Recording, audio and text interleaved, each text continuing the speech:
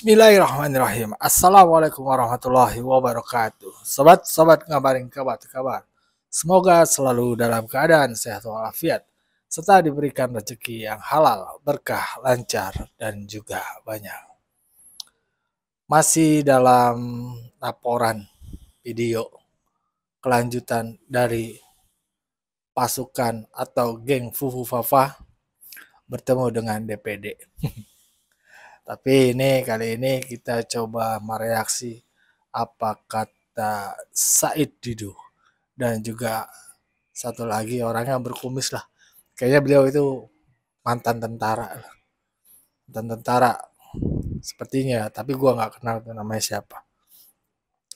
Ya, beliau-beliau ini ngadu ke DPD untuk setidaknya memakzulkan Gibran lah sebagai Wakil Presiden Republik Indonesia.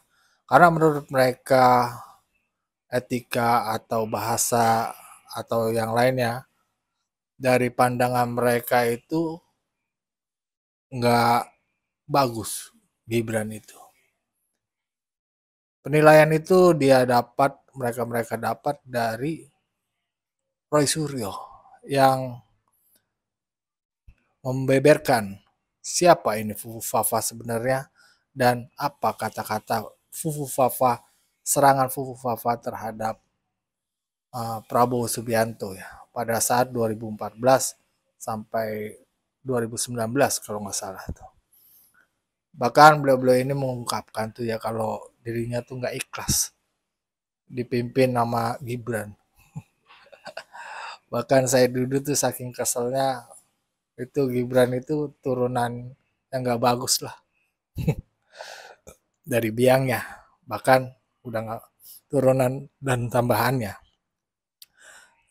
Kalau ngeliat video ini sih ya bikin kesal juga, tapi kan beliau-beliau ini kan sama kayak kita masyarakat. Anehnya juga DPD ngeladenin hal-hal yang begini, ya memang benar sih juga. Mereka kan rakyat ya. Tapi jika ada yang ingin membela Fufu Fafa, ya silakan aja. Mungkin suaranya diterima sama DPD. Karena mereka kan perwakilan-perwakilan daerah yang menerima suara-suara dari masyarakat banyak. Bagaimana sih videonya? Secuplik sih ini. Cuma saya duduk dan satu lagi yang kumisan itu. Nggak tahu itu. Kayak semangat banget gitu. Orang-orang ini kan semangat untuk melengsarkan Gibran.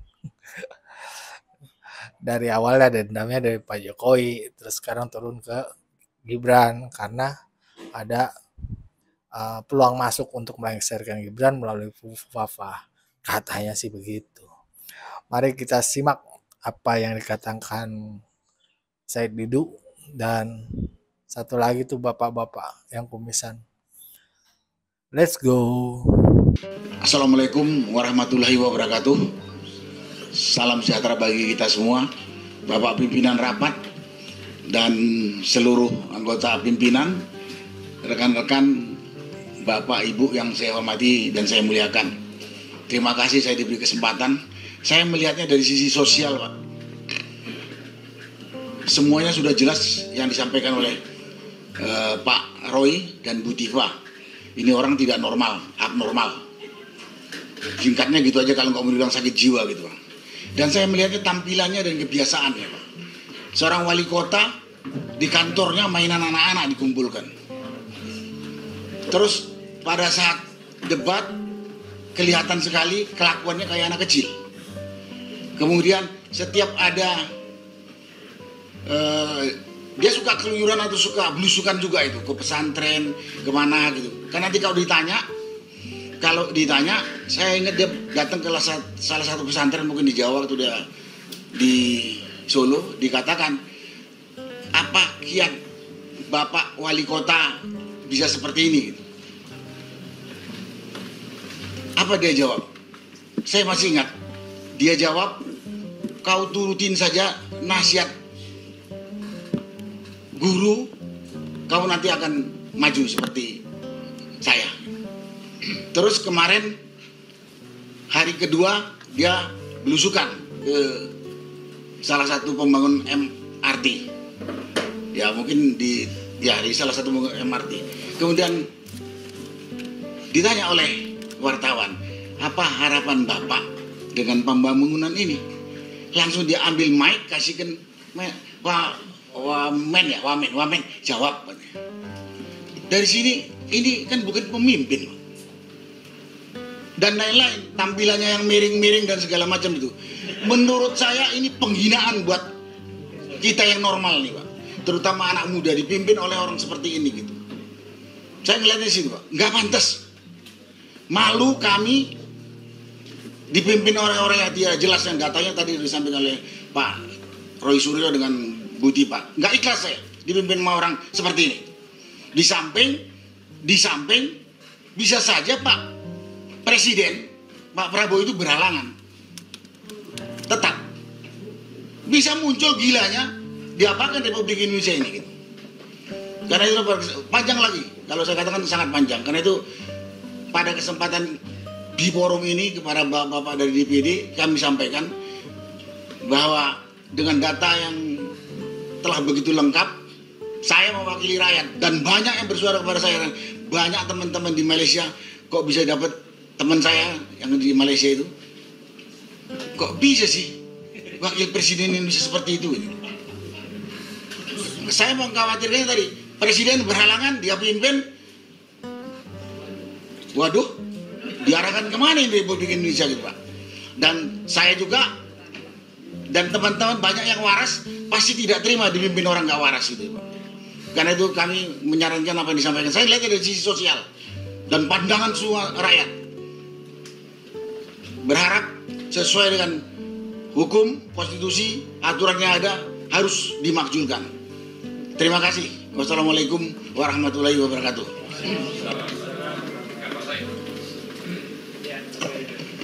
Terima kasih. Assalamualaikum warahmatullahi wabarakatuh. Bapak pimpinan DPD yang kami hormati, Bapak dan Ibu, terima kasih atas kesempatan ini. Tadi masuk agak kesel, tapi pas di dalam ruangan saya happy. Kenapa saya nggak melihat foto Bu Fafa di sini?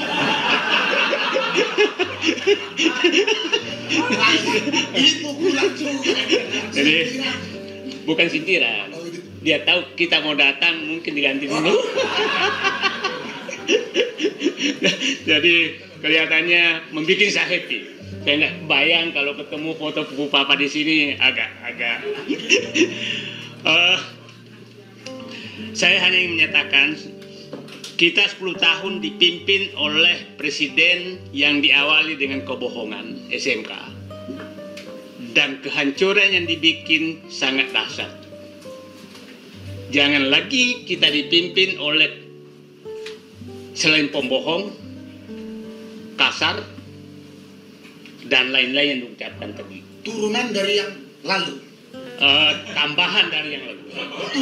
Turunan dan tambahan. Kalau hanya turunan sama, jadi turunan dan tambahan yang lalu. Karena sudah sangat demikian dan dirancang oleh keluarga dia. Dan kita semua hanya diam pasrah menerima ini. Saya tidak terbayang 280 juta orang dipimpin oleh manusia yang karakternya sudah dijelaskan sangat ini tadi. Pertanyaan saya di depan anggota Dewan yang terhormat, saya tidak bisa membayangkan negeri ini kalau terjadi apa-apa terhadap Prabowo dan kita dipimpin oleh Gibran. Saya tidak bisa terbayang. Setiap saya melihat langkahnya, saya kok ada pemimpin negara besar seperti ini, dan kok saya menjadi rakyatnya gitu.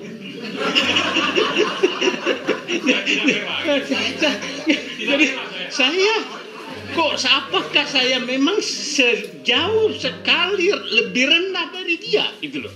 Itu yang selalu terbayang di hati saya. Jadi saya pada kesempatan ini saya mengusulkan ke anggota ke DPD yang terhormat agar ke depan betul-betul periksa kejiwaan baik-baik calon pimpinan. calon pimpinan kita, karena kita kecolongan lagi yang sangat dahsyat, kecolongan konstitusi, kecolongan psikologis, kecolongan macam-macam. Nah, apa yang terjadi kalau ini berlanjut, bapaknya saja yang pembohong dan janji palsu tidak bermimpi ketemu Syahrini gitu kan, mungkin apalagi anaknya, membuat banyak sekali kesulitan rakyat lewat PSN penggusuran skala nasional. Ini terjadi seluruh Indonesia. Saya nggak takutnya kalau anaknya ini menjadi pemimpin, maka negara ini dijual. Itu saja. Terima kasih. Assalamualaikum warahmatullahi wabarakatuh. Ya, itulah tadi sobat-sobat. Apa kata bapak-bapak berkumis dan Om Didu ya, Om Didu. Pada saat di DPD. Jadi beliau-beliau ini tuh nggak ikhlas lah dipimpin oleh Gibran, atau dipimpin yang menurutnya ini Gibran itu fufafa, padahal fakta kebenarannya dan belum ada. Bahkan kesombongan itu kan kelihatan ya, bahwasannya mereka-mereka tuh merasa nggak senang gitu dipimpin oleh orang yang di bawahnya, artinya masih muda.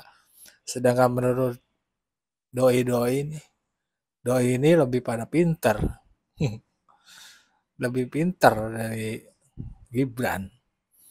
Ya itulah cobaan bangsa kita sebenarnya, menghargai orang lain, kadang nggak menghargai apa yang lebih rendah dari dirinya.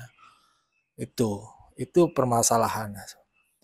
Salah satu sifat setan itu kan sombong, belagu, dan nggak mau orang lain jauh lebih baik, ya kan? Dan juga emangnya kenapa misalkan negara ini dipimpin oleh seorang anak muda, dan nggak apa-apa, toh selama memimpin Solo beliau ini Gibran sukses. Buktinya apa?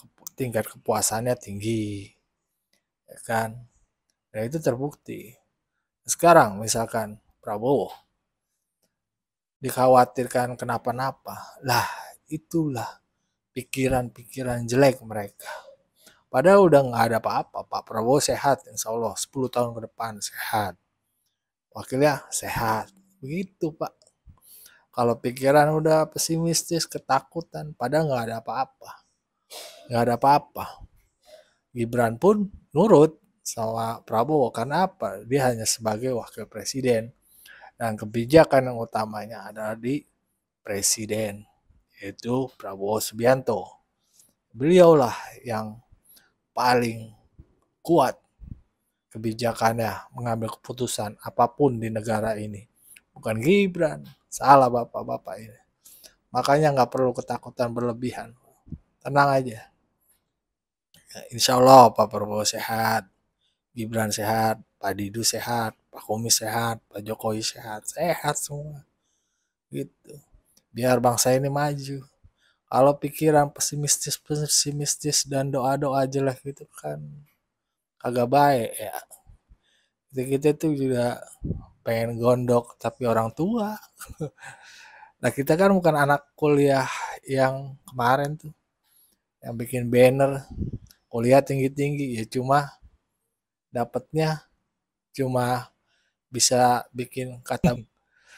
Kalau cuma bisa ngata-ngatain orang, perlu sekolah tinggi-tinggi, nggak sekolah juga bisa, iya nggak? Nggak perlu tinggi-tinggi untuk demo sekolah, nggak perlu. Bakar-bakar ban, nggak perlu. Ya tapi itu kan oknum-oknum aja ya. Banyak kok mahasiswa kita yang tinggi, yang pintar-pintar, yang cerdas-cerdas, yang sukses, dan banyak juga menolong orang setelah lulus. Tapi yang buruk-buruk ini harus kita pantau juga. Oknum-oknum ini kan bahaya juga. Apalagi masukin pikiran-pikiran yang nggak bener lah ke masyarakat. Nah, termasuk orang-orang pintar yang udah tua ini. Kudunya nasihatin yang baik-baik, ngeritik yang baik-baik. Ya, Jangan menghargai orang lain aja susah. Mereka-mereka ini menghargai orang lain susah. Jadinya begitu. Ya, bagaimana nih menurut pandangan kalian semua sobat-sobat? Berikan komentar ya di kolom komentar. Assalamualaikum warahmatullahi wabarakatuh.